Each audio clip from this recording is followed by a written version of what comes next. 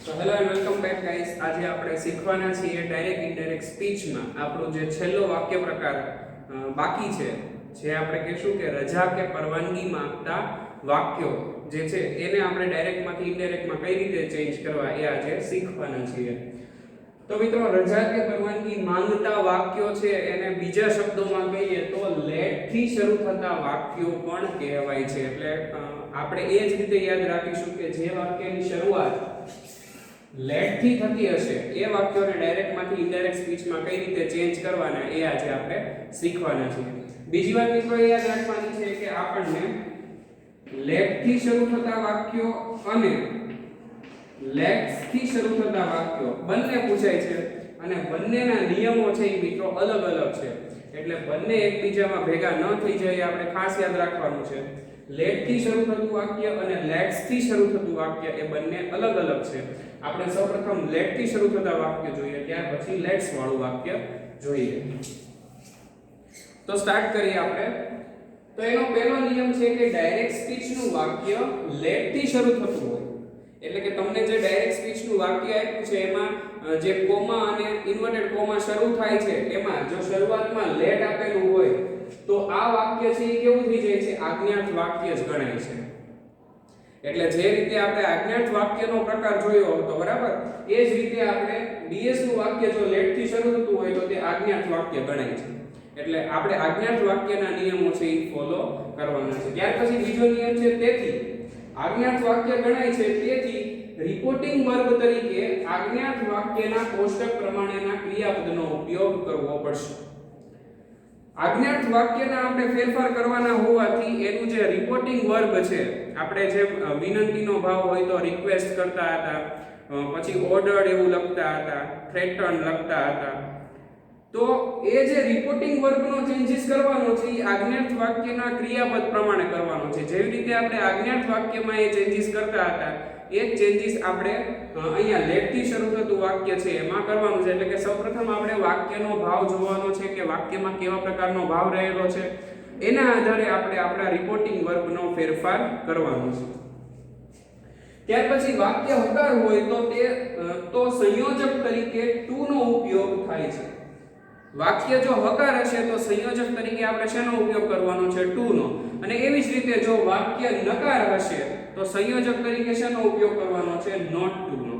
એટલે આપણે સંયોજક તરીકે ટુ અને સંયોજક તરીકે નોટ ટુ નો ઉપયોગ ક્યારે કરવો એ ખાસ યાદ રાખવાનું કે જો વાક્ય આપણું હકાર હશે, વાક્ય આપેલું હકાર હશે તો આપણે સંયોજક તરીકે ટુ નો ઉપયોગ કરવાનો. જો વાક્ય આપેલું નકાર હશે તો સંયોજક તરીકે નોટ ટુ નો ઉપયોગ કરવાનો. અને છેલ્લો નિયમ છે લેટ ના બદલે કેટલીક વખત અલાઉ કે પરમિટ પણ વાપરી શકાય છે. એટલે જો વાક્યની શરૂઆત લેટ થી ન થતી હોય અને અલાઉ કે પરમિટ થી થતી હોય તો પણ એ લેટ થી શરૂ થતું વાક્ય જ આપણે ગણવાનું છે. એટલે કે એને આજ્ઞાર્થ વાક્ય જ સમજવાનું છે. તો એના ચેન્જીસ છે એ આજ્ઞાર્થ વાક્ય પ્રમાણે આપણે કરવાના છે. તો એટલા મિત્રો એના ખાસ નિયમ છે. એમાંથી જે સૌથી અગત્યનો નિયમ છે એ કયો છે? તો કે આ નિયમ છે કે રિપોર્ટિંગ વર્બના ફેરફાર છે આજ્ઞાર્થ વાક્યના ક્રિયાપદ પ્રમાણે કરવાના છે અને સંયોજક તરીકે હકાર હોય તો ટુ અને નકાર હોય તો નોટ ટુ નો ઉપયોગ કરવાનો છે. તો હવે આપણે એના વાક્યો જોઈએ.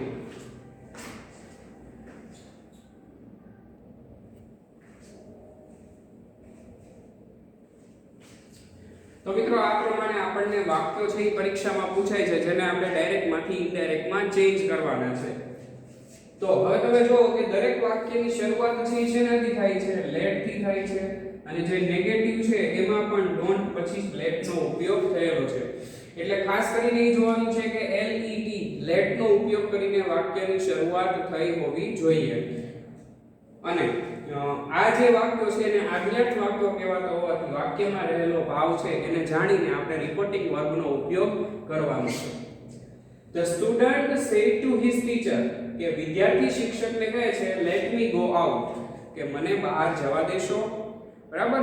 તો વિદ્યાર્થી જ્યારે શિક્ષકને સાથે કોઈ વાત કરે તો એમાં શું હોય? વિનંતીનો ભાવ રહેલો હોય કે બહાર જવાની એ પરવાનગી માંગે છે, વિનંતી કરે છે. એટલે આપણે said to છે એની જગ્યાએ શું લખીશું? રિક્વેસ્ટેડ. બાકી જે બોલનાર છે અને સાંભળનાર છે એ એમ ન રહેશે. એટલે અહીં શું લખશું? The student said to ની જગ્યાએ requested his teacher તો શું કર્યું, બોલનાર વ્યક્તિ અને સાંભળનાર વ્યક્તિ છે એ એમને રહેશે, એમાં કોઈ પણ જાતનો ચેન્જીસ નહીં થાય. તો બોલનાર અને સાંભળનાર એમને સેટ ટુ નું રિક્વેસ્ટેડ કર્યું. શા માટે કર્યું? કારણ કે વાક્યમાં વિનંતીનો ભાવ રહેલો છે. હવે વાક્ય હકાર છે, હકાર હોય તો સંયોજક તરીકે શેનો ઉપયોગ કરવાનો છે? ટુ નો. તો અહીંયા શું લખીશું? The student requested his teacher to, પછી લેટ છે એનો ઉપયોગ આપણે આમ કરવાનો છે કારણ કે આજ્ઞાર્થ વાક્ય છે એમાં આપણે કાળનો ચેન્જીસ કરતા નથી, કારણ કે એમાં કાળનો ચેન્જીસ નથી થતો. એટલે the student requested his teacher, વાક્ય જોડવા માટે to, પછી લેટ આપેલું છે તો લેટ. હવે મી છે એનો ચેન્જીસ આપણે કોના પ્રમાણે કરશું? આ બોલનાર પ્રમાણે. બોલનાર કોણ છે? the student. તો એ સ્ટુડન્ટ છે એ છોકરો પણ હોઈ શકે અને છોકરી પણ હોઈ શકે. આપણે અત્યારે છોકરો રાખીએ છીએ, બરાબર? એટલે આપણે એની પ્રમાણે પ્રમાણ લખીએ. અને બીજું એ મિત્રો યાદ રાખવાનું છે કે લેટ પછી હંમેશા કર્મ વિભક્તિનું રૂપ આપણે મૂકીએ છીએ. એટલે લેટ પછી આપણે મી નો ચેન્જીસ છે સર્વનામ પ્રમાણે કરશું તો આપણે કર્તા વિભક્તિ તરીકે હી નો ઉપયોગ નહીં કરીએ, પણ આપણે કર્મ વિભક્તિ તરીકે હિમ નો ઉપયોગ કરીશું. કારણ કે લેટ પછી હંમેશા શેનો ઉપયોગ થાય? કર્મ વિભક્તિનો. તો બંનેને જોડવા માટે ટુ નો ઉપયોગ કર્યો. લેટ છે એ આપણે કર્યું મી નો ચેન્જીસ સ્ટુડન્ટ પ્રમાણે, એટલે આપણે અહીંયા કરીએ હિમ. વાક્યનો કાળ છે એ બદલવાનો નથી, એટલે let him go out. ખૂબ જ સિમ્પલ છે. The student requested his teacher to let him go out. વાક્યને જોડવા માટે ટુ નો ઉપયોગ કર્યો. લેટ છે એ આમને રહેશે. ત્યાર પછી મી નો ચેન્જીસ છે એ બોલનાર પ્રમાણે, એટલે બોલનાર કરતા આપણે ત્રીજો પુરુષ એકવચન એનું કર્મ વિભક્તિનું હિમ મૂક્યું અને ગો આઉટ છે એ આમને રહેશે. ત્યાર પછી છે she said to me let me sing a song, કે તેણીએ મને કહ્યું કે મને એક ગીત ગાવા દો. તો આમાં પણ રિક્વેસ્ટ એટલે કે વિનંતીનો ભાવ રહેલો છે. તો said to ની જગ્યાએ શું આપણે કરીશું? she said to છે ની જગ્યાએ requested. she requested me. ત્યાર પછી હકાર વાક્ય છે એટલે to. she requested me to let. હવે me છે એનો અગેન ચેન્જીસ કોની પ્રમાણે થશે? she પ્રમાણે. she નું કર્મ વિભક્તિનું રૂપ શું થાય? her. let her sing a song. બાકીના વાક્યમાં આપણે કોઈ પણ જાતના ચેન્જીસ કરવાના નથી, કારણ કે આજ્ઞાર્થ વાક્ય છે એમાં કાળનો ફેરફાર થતો નથી, માત્ર સર્વનામનો ફેરફાર આપણે કરવાનો છે. તો બંને વાક્યને જોડવા માટે સંયોજક તરીકે ટુ નો ઉપયોગ થયો, કારણ કે વાક્ય કેવું છે? હકાર. મી છે એનો ચેન્જીસ કોની પ્રમાણે થયો? બોલનાર પ્રમાણે. બોલનાર કોણ છે? છોકરી છે, એટલે એનું કર્મ વિભક્તિનું રૂપ શું મૂક્યું? હર. અને સિંગ સોંગ છે એ આવ્યું. તો મિત્રો આ બે વાક્ય હતા એ હકાર હતા. હવે નકાર વાક્યમાં શું ચેન્જીસ થાય એ આપણે જોઈએ. My father said to my mother, don't let Mayur watch TV. એટલે મારા પપ્પાએ મારા મમ્મીને સૂચના આપી કે મયુરને ટીવી જોવા દેતી નહીં. તો આ વાક્યમાં સૂચના આપેલી છે એટલે ઇન્સ્ટ્રક્શન, બરાબર? તો આપણે રિપોર્ટિંગ વર્બ તરીકે શું મૂકીશું? ઇન્સ્ટ્રક્ટેડ. તો અહીંયા શું લખશું? બોલનાર કોણ છે? my father instructed my mother. my father said to ની જગ્યાએ instructed my mother. હવે આ વાક્ય કેવું છે? નકાર છે. જો અહીંયા do plus not નો ઉપયોગ છે, એટલે કે don't નો. એટલે આ વાક્ય નકાર છે. નકારમાં સંયોજક કયું આવશે? not to. વાક્ય નકાર હોય ત્યારે સંયોજક તરીકે આપણે શેનો ઉપયોગ કરીએ છીએ? not to નો. એટલે અહીંયા શું મૂકીશું આપણે? not to. My father instructed my mother not to let Mayur watch TV. મયુર છે એમાં આપણે કોઈ પણ જાતનો ચેન્જીસ નહીં કરીએ. શા માટે નહીં કરીએ? કારણ કે ત્રીજો પુરુષ એકવચન છે. ત્રીજા પુરુષ એકવચનના સર્વનામમાં કોઈ પણ જાતના ફેરફાર થતા નથી. તો my father instructed my mother વાક્ય નકાર હોવાથી સંયોજક તરીકે not to નો ઉપયોગ થયો. ત્યાર પછીનું વાક્ય છે એમ રહેશે let Mayur watch TV. ત્યાર પછીનું છે the principal said don't late them play, કે પ્રિન્સિપાલે કહ્યું કે તેઓને રમવા દેતા નહીં. તો જો આમાં સાંભળનાર વ્યક્તિ નથી. સાંભળનાર વ્યક્તિ નથી એટલે શું આપ્યું છે? માત્ર સેડ આપ્યું છે. તો આપણે શું લખશું? The principal ordered, reporting verb તરીકે ઓર્ડર લખ્યું છે. ઓર્ડર શા માટે લખ્યું છે આપણે? કારણ કે પ્રિન્સિપાલે રમવાની ના પાડી છે એટલે એવો આદેશ આપ્યો છે કે તેઓને રમવા દેવાના નથી. તો ધ પ્રિન્સિપાલ ઓર્ડર, હવે વાક્ય કેવું છે? નકાર છે એટલે આપણે સંયોજક તરીકે શાનો ઉપયોગ કરશું? Not to. The principal order not to let them play, કે તેઓને રમવા દેવાના નથી. The principal order not to let them play. તો વાક્ય નકાર હોવાથી સંયોજક તરીકે શેનો ઉપયોગ થયો છે? Not no. તો મિત્રો આવી રીતે ખૂબ જ ઈઝી રીતે આપણે લેટ થી શરૂ થતા વાક્યો છે એને ડાયરેક્ટ માંથી ઇનડાયરેક્ટ માં ચેન્જ કરવાના છે. તો ત્યાર પછીના જે વાક્યો છે એ મિત્રો આપણે જોવાના છે લેટ્સ વાળા વાક્યો, કે જે વાક્યોની શરૂઆત લેટ્સ થી થાય છે એમાં આપણે કેવા રીતના ચેન્જીસ કરવાના છે એ હવે જોઈએ.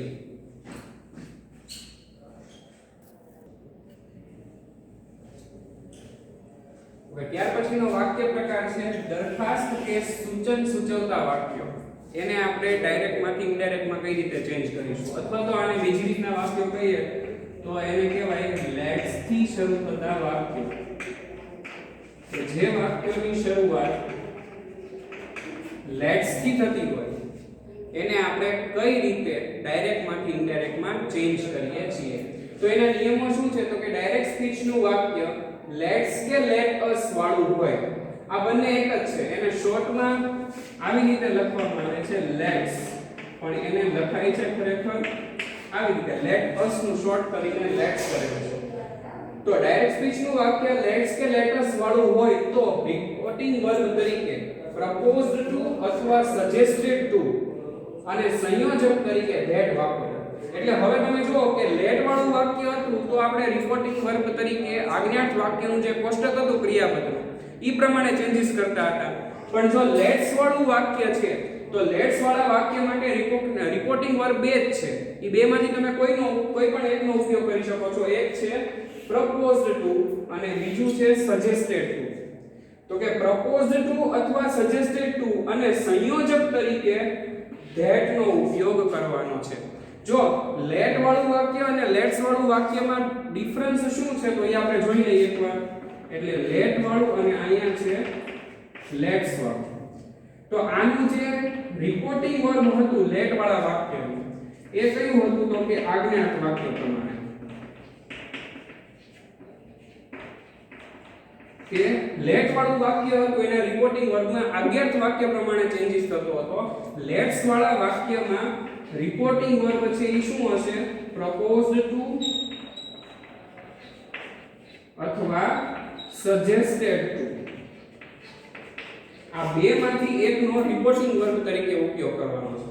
ત્યાર પછી લેટ વાળું વાક્ય હતું એમાં સંયોજક તરીકે જો હકાર વાક્ય હોય તો ટુ નો ઉપયોગ થતો હતો, નકાર વાક્ય હોય તો નોટ ટુ નો ઉપયોગ થતો હતો.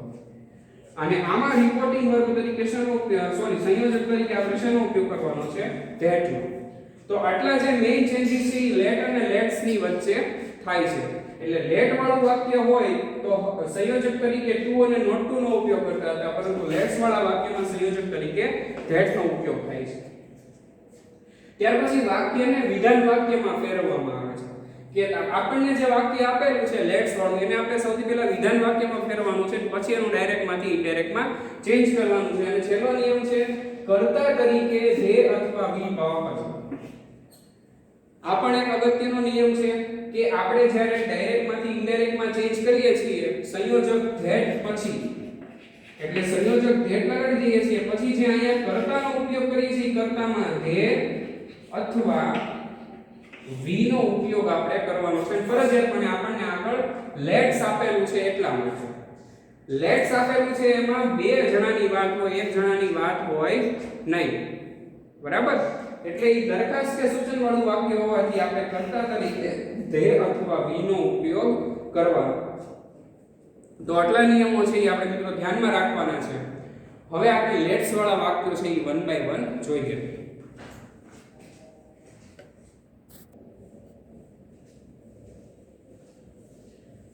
તો મિત્રો આ છે એ વાક્યો છે લેટ્સ થી શરૂ થાય છે અને આપણે એને ડાયરેક્ટ માંથી ઇનડાયરેક્ટ માં ચેન્જ કરવાના છે. તો સૌથી પહેલા આપણે 1 બાય 1 એક એક વાક્ય જોઈએ અને જે ચેન્જીસ થતા જાય છે એ પણ જોતા જઈએ. સૌથી પહેલા છે માય સિસ્ટર, બોલનાર અને સાંભળનાર કોણ છે? મી. તો આપણે બોલનાર અને સાંભળનાર છે એમાં ક્યારેય કોઈ પણ જાતનો ફેરફાર થતો નથી, એ યથાવત રહે છે. એટલે સૌથી પહેલા એ લખી નાખીએ માય સિસ્ટર એ બોલનાર છે અને સાંભળનાર કોણ છે? થોડું દૂર લખીએ મી. હવે મિત્રો રિપોર્ટિંગ વર્બ તરીકે આપણે શેનો ઉપયોગ કરીએ છીએ? સજેસ્ટેડ ટુ અથવા પ્રપોઝડ ટુ. બરાબર? તો અહીંયા સેડ ટુ છે એની જગ્યાએ આપણે શું લખશું? લેટ્સ હેવ સમ સ્નેક્સ છે એટલે આપણે લખીએ suggested to me. My sister suggested to me. પછી વાક્યને જોડવા માટે શેનો ઉપયોગ કરવાનો છે? સંયોજક તરીકે ધેટ. એટલે આપણે કંજક્શન તરીકે શેનો ઉપયોગ કરીએ? That no. My sister suggested to me that. હવે મિત્રો કર્તા તરીકે આપણે શેનો ઉપયોગ કરવાનો છે? they અથવા we. they અથવા we નો ઉપયોગ આપણે કર્તા તરીકે કરવાનો છે, પરંતુ આપણે એ પણ સ્પેસિફિક કરી દઈએ કે we નો ઉપયોગ ક્યારે કરીશું અને they નો ઉપયોગ ક્યારે કરીશું. જ્યારે આપણને સાંભળનાર તરીકે me આપેલું હોય ત્યારે આપણે કર્તા તરીકે we નો ઉપયોગ કરીશું અને જ્યારે me ન હોય ત્યારે આપણે શેનો ઉપયોગ કરીશું? then. તો અહીંયા સાંભળનાર તરીકે શું આપ્યું છે? me આપ્યું છે એટલે આપણે કર્તા તરીકે અહીંયા શું મૂકવાનું છે? we. આ લેટ્સ છે એ મિત્રો આપણે કાઢી નાખવાનું છે, એ ત્યાંથી જતું રહેશે અને એની જગ્યાએ આપણે શું મૂકવાનું છે? should. આ કમ્પલસરી આપણે મૂકવાનું છે should, દરેક વાક્યમાં આવશે. My sister said to નું suggested, સાંભળનાર વ્યક્તિ me છે. અહીંયા બંને વાક્ય જોડવા માટે that. હવે અગેન કર્તા તરીકે they અને we બેમાંથી એકનો ઉપયોગ કરવાનો છે, પણ જ્યારે આપણને me આપેલું હોય સાંભળનાર તરીકે ત્યારે આપણે અહીંયા we નો ઉપયોગ કરીશું. એટલે my sister suggested to me that we. હવે let's છે નીકળી જશે એટલે શું આવશે? should. અને should એટલે મોડલ ઓક્સિલરી થઈ જાય, પછી કોઈ પણ જાતનો ચેન્જીસ થાય નહીં. એટલે we should, આ આખું વાક્ય છે એમને લખી નાખવાનું. we should have some snacks. તો આવી રીતે આપણે વાક્ય છે એને ચેન્જ કરવાનું છે. બીજું વાક્ય જોઈએ. he said to him let's play cricket. તો વાક્ય અગેન જેનાથી શરૂ થાય છે લેટ્સ થી, એટલે સૌથી પહેલા he, પછી અહીંયા આપણે said to છે એમાં વાક્ય આપણે પ્રપોઝ કરીએ. proposed to he. વાક્ય જોડવા માટે શેનો ઉપયોગ કરવાનો? that. હવે અહીંયા him છે એટલે આપણે શેનો ઉપયોગ કરીશું? then. that, they. પછી આપણે મોડલ ઓક્સિલરી તરીકે should. let's છે નીકળી ગયું.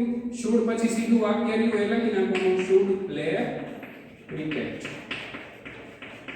સૌથી સહેલા કોઈ વાક્ય હોય તો આ છે, પરંતુ ઓળખતા આવડવા જોઈએ કે he proposed to him. વાક્ય જોડવા માટે that, કર્તા તરીકે they શા માટે? કારણ કે me નથી એટલે they. પછી let's ની જગ્યાએ should, they should play cricket. ત્યાર પછી છે my friend said to her let us go for a movie. હવે જે મિત્રો ભૂલ થાય છે એ ક્યાં થાય છે? તો કે આપણે અહીંયા શું જોયું? માત્ર let જોયું. એની પાછળ રહેલું us છે એની ઉપર આપણી નજર ગઈ નહીં. તો તમે આને શું સમજી લેશો? let થી શરૂ થતું વાક્ય સમજી લેશો. let થી શરૂ થતું વાક્ય સમજશો એટલે સૌથી પહેલી ભૂલ રિપોર્ટિંગ વર્બમાં થશે, ત્યાર પછી સંયોજકમાં થશે અને ત્યાર પછી કર્તામાં થશે. ખરેખર વાક્ય છે એ કયું છે? આખું છે let us છે. અને એટલે જ મેં તમને અહીંયા હમણાં એલેબોરેટ કરીને દેખાડ્યું કે let's અને let us બંને એક જ છે, પણ આ શોર્ટ ફોર્મમાં લખેલું છે, આ ફૂલ ફોર્મમાં લખેલું છે. એટલે આખું વાક્ય આપણે જોવાનું કે let us આપેલું છે એટલે let's વાળું જ વાક્ય છે. એટલે સૌથી પહેલા આપણે શું કરીશું? my friend. ઈ કોણ છે? બોલનાર. એટલે my friend અહીંયા આપણે લખશું suggested.